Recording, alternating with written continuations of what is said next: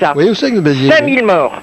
5000 morts. Voilà. Femmes, enfants, tout, ils ont tout tué, même les bébés dans leur berceau. Oui, les déterraient d'ailleurs même. Oui, oui. Les morts des familles. C'est ça les valeurs catholiques. J'ai une phrase qui me plaît beaucoup dans mon livre, qui m'est venue en l'écrivant comme ça.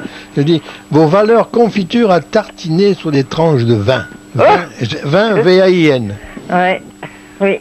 Je refuse toutes les valeurs chrétiennes. Toutes. Oui, moi aussi. Mais il faut les avoir bien étudiées. Le pardon, pardon, monsieur, vous pouvez vivre sans pardonner. Mais qu'est-ce que c'est le pardon? Monsieur, ne soyez pas rigolo, mais enfin, ça coûte rien de dire je pardonne. Qui êtes-vous pour pardonner? Mais moi j'ai pardonné. Mais ça coûte rien, monsieur, mais de oui. dire je pardonne. Ah bon, ça vous coûte quoi? Rien. Ça vous Jésus coûte dit quoi? qu'il est plus facile de dire je te pardonne que lève-toi et marche. Il le dit, je crois. Mais en réalité, personne ne peut pas pardonner comme ça. C'est pas vrai. Avec Jésus, si, évidemment. On parle de toi aujourd'hui. Monsieur, le problème, si quelqu'un te vole 1000 euros, Jésus a-t-il existé, oui ou non? Je dis non. Tout simplement. Alors vous me si on lui tue son enfant, il va pardonner? Mais bien sûr. Mais ah oui? Moi je pardonne pas. Non, même Erwan, il ne pardonne pas puisqu'on n'a jamais pris quelque chose de lui. Monsieur Adelsi, je vous dis bonsoir. Merci, bonsoir, monsieur Masson, je vous écoute. Merci. Bonsoir. Bonne santé, Hélène. C'est libérateur, c'est une libération. Il faut se reconnaître soi-même comme pécheur pour après pardonner aux autres. Erwan. Et voilà, monsieur, je vais vous dire une chose. S'il y a une chose que je déteste dans le christianisme, la chose la plus que je déteste, c'est quand on dit « nous sommes tous des pécheurs ». Ils disent ça pour nous culpabiliser. Voilà. Et après pour vous croyez à vous ça? vendre le paradis. Et vous croyez à ça?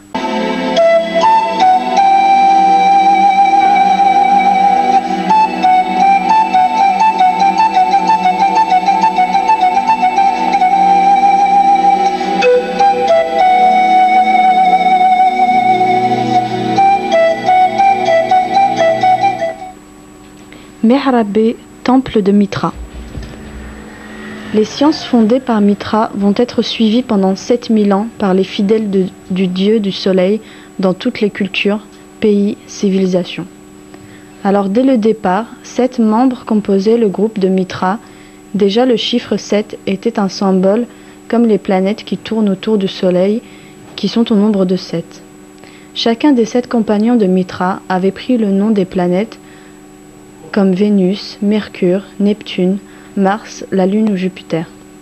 Mitra veut donc créer les 7 jours de la semaine et les a nommés avec les 7 planètes. Il partageait le temps à l'année en 12 mois et tous les 4 mois, une saison et tous les mois à 29, 30, 31 jours basés sur le soleil.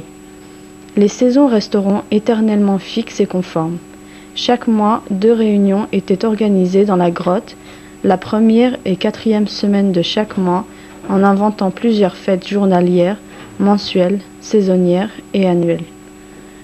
Toutes ces fêtes-là étaient à la gloire du soleil et de la terre. Au départ, 12 mois représentaient 4 années.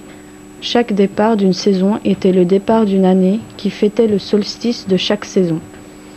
À la 2e semaine d'automne se déroulait la fête du soleil, dont Mitra était le fils, ou son reflet sur terre, et à la fin de la 2e semaine du printemps, était considérée comme la fête de Pâques, Pâques qui veut dire propreté en persan.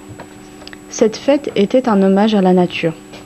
Il y a 7000 ans, tout cela était inconnu des gens qui voyaient certaines lumières par le biais de ces disciplines. Les inconscients, qui n'étaient que de simples paysans ou des citoyens ordinaires, considéraient ces disciplines comme des miracles. La salle de réunion de Mitra et de ses 7 compagnons était loin de la vue des gens. Elle était située dans une grotte de la montagne de Pamir. Les grottes ont été construites et décorées, comme nous pouvons le constater dans les photos prises du temple de Mitra, en Europe et même en dehors de l'Europe. On trouvait le symbole le plus important inscrit sur le mur de l'Orient du temple, à savoir celui du soleil aux côtés des 2 colonnes rangées où siégeaient les compagnons de Mitra.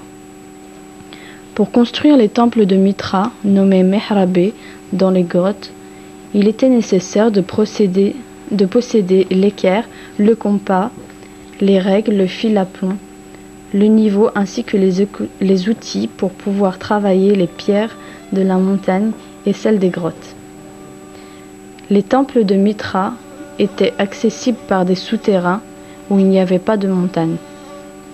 À la suite de quelques actes miraculeux, confère la liste scientifique précédente, Mitra trouvait ses fidèles et les formait dans le but de les envoyer dans les autres villes du plateau perse. Par exemple, il connaissait la prochaine sécheresse qui se profilait et qui toucherait Pamir. Il l'annonçait même, ce qui devenait déjà un miracle. D'un autre côté, il donnait les solutions pour pouvoir mieux récolter et proposait l'utilisation du sang des taureaux comme fumier naturel et améliorait ainsi l'agriculture.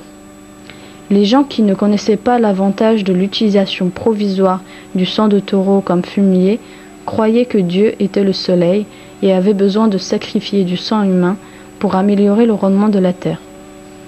Ce fut encore un extrait de L'origine des origines par David Abbassi.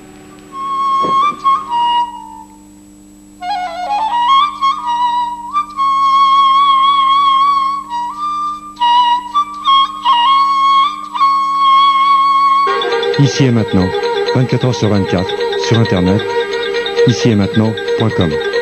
Vous êtes à l'écoute de la radio Ici et Maintenant sur 95 de FM et sur l'internet ici-et-maintenant.com. Monsieur Abbassi, écrivain et historien, est avec vous les derniers samedis de chaque mois de 23h à 7h du matin. Son site internet davidabassi.com. Abbassi A2B-A-S-I. Faisal, qu'est-ce que tu fais, Faisal? Et Allô? Oui, on va écouter Gérard Masson et après vous, Faisal. Oui, Gérard. Je sais pas d'où ça vient. comment Allô? Gérard Masson, on vous écoute. Nous sommes avec Faisal, Myriam et Erwan. Oui, Bon, Gérard. alors voilà, alors je fais mon petit truc avec D'accord, ma vieille bah, machine à c'est écrire, avec une copie rose comme avait à l'époque là, et j'avais fait une 50aine de pages et j'avais pris comme dieu l'oignon. Voilà. Oui. J'étais vraiment un dieu stupide. Voilà. Oui, exact. Et je monte ça à mon petit hôtel. Nous étions un petit hôtel pauvre, des étudiants, bien entendu, comme l'époque. Et il me dit, mais qu'est-ce que vous parlez? J'entends. Mais je lui dis, regardez ça. Je ne lui dis pas que c'était un exercice intellectuel, que c'était pour s'amuser. Alors il dit ça, un mois après, il me rend mes documents. Il dit, vous savez, Gérard, c'est très impressionnant, votre truc. J'en ai parlé avec des voisins, mais on voudrait avoir des précisions. Est-ce qu'on doit manger de l'oignon, oui ou non? J'avais écrit 50 pages et j'avais oublié de se préciser s'il fallait manger de l'oignon ou non. J'avais déjà, monsieur, créé une religion dans le quartier de la rue de l'Échaudé. Voilà comment on crée les religions. Oui, moi, alors ça, je suis tout à fait d'accord avec vous. Mais c'est vrai que quand j'étais toute petite, vous voulez dire la chose la plus stupide, il y a toujours des gens qui croient. Une famille judéo-chrétienne, mais qui n'était pas catholique, mais qui a un peu l'était dans l'éducation. Et on m'avait fait croire à Jésus-Christ. Alors moi, j'étais contente, j'étais toute gamine. Moi aussi, j'ai failli être curé. Même et tout. Et longtemps, j'ai fait des études bibliques, très peu, mais un petit peu. Et puis petit à petit, je suis arrivée au bout du compte. Maintenant, je suis plus dans la philosophie bouddhique.